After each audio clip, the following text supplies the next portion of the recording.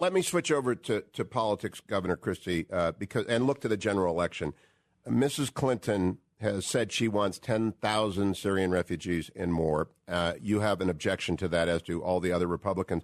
What is the level of risk that she appears to be running here? Because, if even one of those 10,000 has been recruited in the way that these killers are recruited, either directly or indirectly through the web, I don't know if I run that risk. Do you, and does she?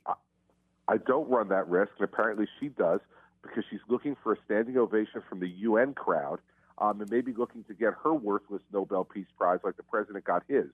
And the only way to do that is to appeal to the UN crowd. Now, the fact is, the first job of the President of the United States is to protect the safety and security of the American people.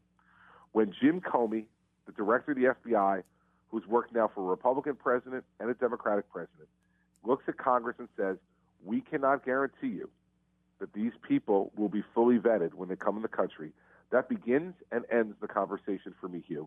And, lots of people made a big deal over the statement I made on your show a couple of weeks ago.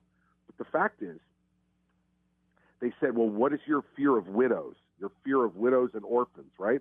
Well, Here we have a woman yesterday who participated as someone who's pledged allegiance to ISIS in the murder of 14 people. Yep. So, I wonder if the president's going to stand up and call me a tough guy today. Very well put again. And insult me again. I mean, the fact is that I know a little bit about this stuff, and the president of the United States should open his ears more and open his mouth less.